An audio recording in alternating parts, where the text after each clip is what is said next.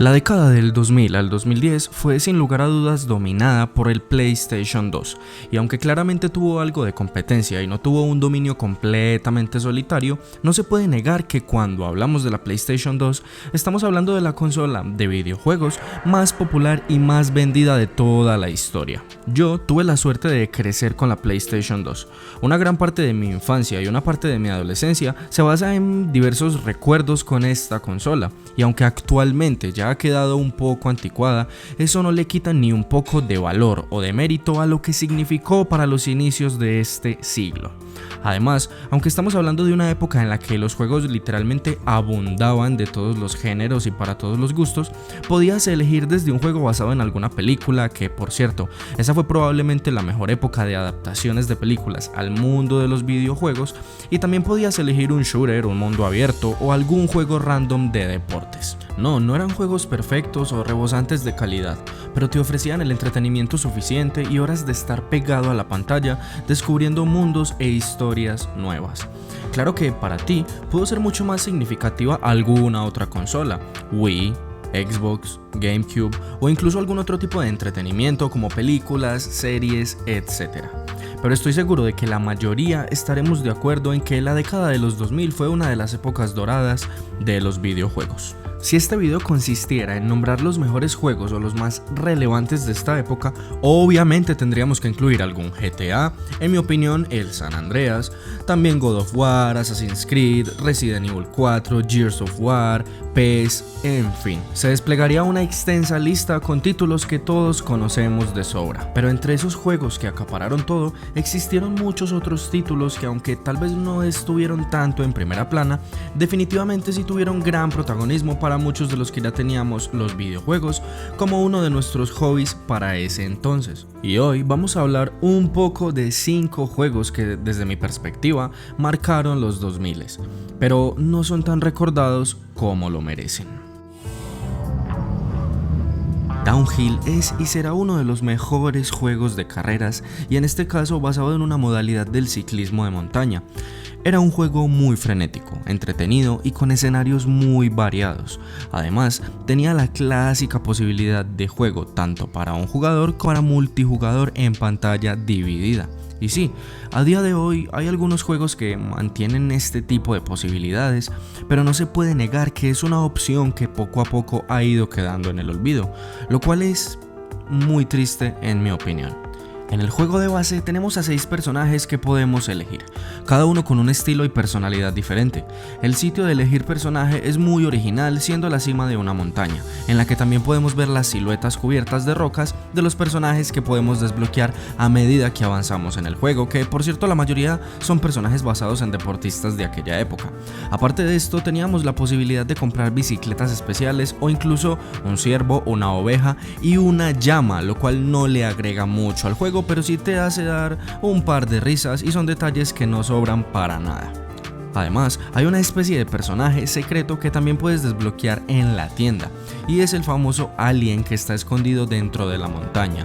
A lo que me refiero con esto es que es un juego con varios secretos o cosas que puedes desbloquear y te daban una sensación de satisfacción muy particular. Tenía varios modos de torneo que variaban en la dificultad o el número de carreras que tenías que completar, con pistas cada vez más novedosas y que aumentaban lo impredecible de cada competencia, y además cada una era un reto mayor que la anterior. Adicional a esto, el juego tenía, ustedes entienden, el punto es que tenía un sistema de combate o de atacar a los rivales durante cada carrera.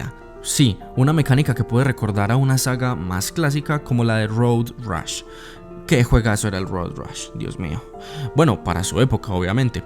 Downhill se resume en adrenalina, diversión y velocidad. Porque sí, el juego no te da un respiro, y menos aún con los potenciadores que te encuentras en el camino. Ahora, si tú quieres tomártelo con más calma, seguramente no llegues entre los primeros puestos.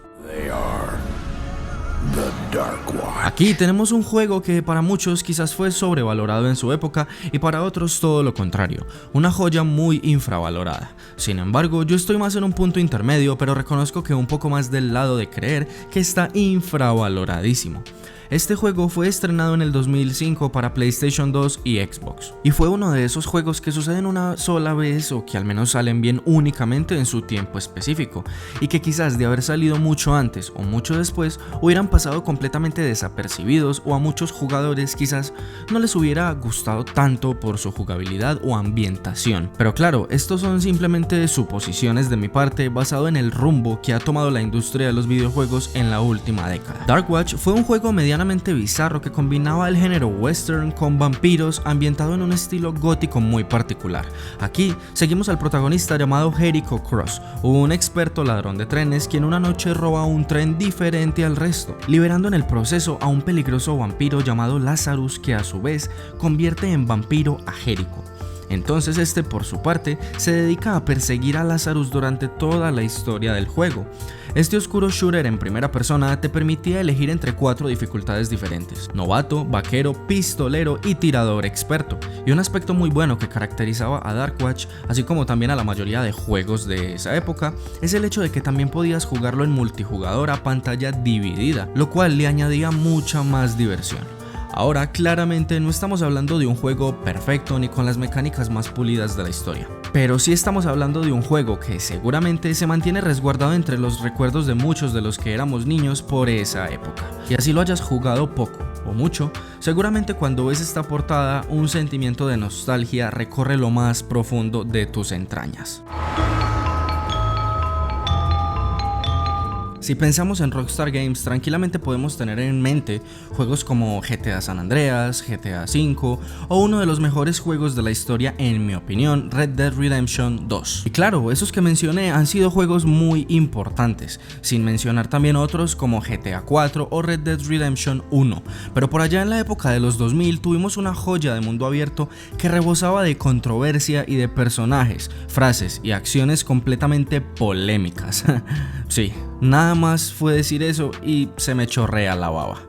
Porque ya sabemos que actualmente la industria de los videojuegos es literalmente un cristal gigante que se agrieta con cada videojuego que no basa todo su elenco o su historia en parámetros de inclusión o que evita usar cualquier tipo de humor medianamente negro. Pero bueno, Bully es todo eso que extrañamos de la industria.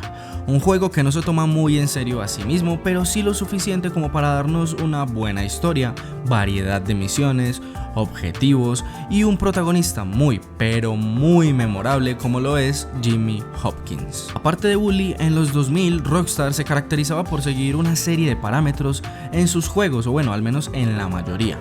Pero aún así, cada uno era lo suficientemente único u original como para que no se tornaran repetitivos.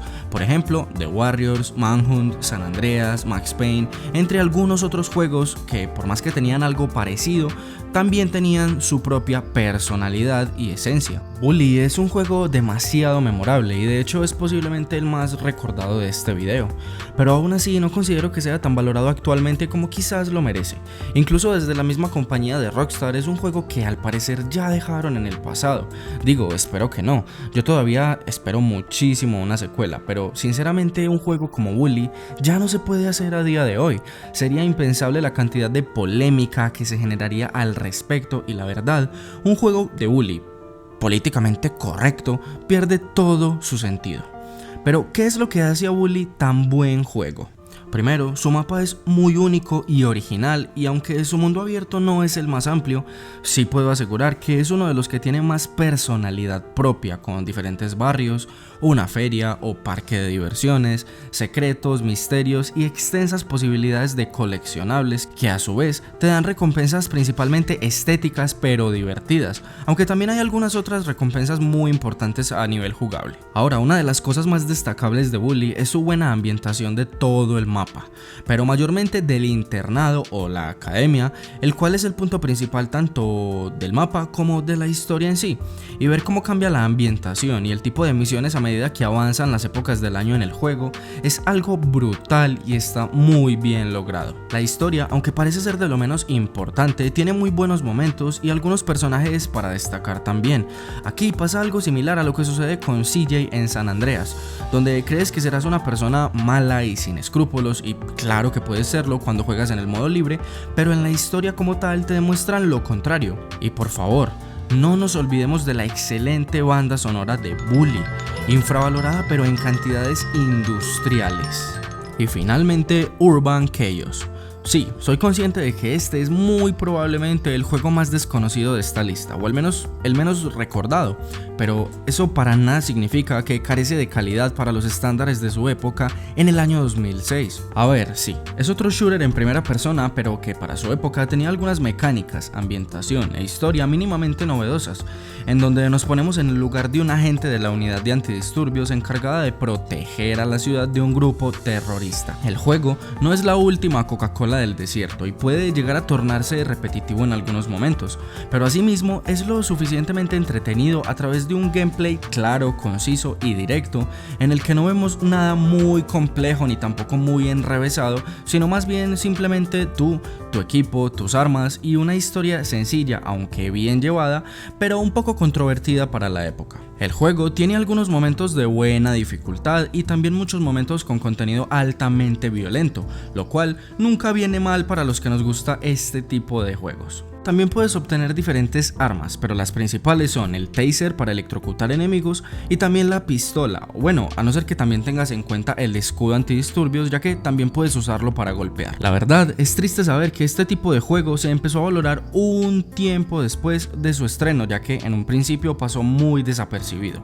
Y más triste aún es saber que la posibilidad de algún remake o remasterización es prácticamente nula, ya que no cuenta con el reconocimiento suficiente, ni tampoco con el fandom suficiente como para pensar en la posibilidad de traer algo de Urban Chaos a la actualidad, ya sea una secuela o un remake.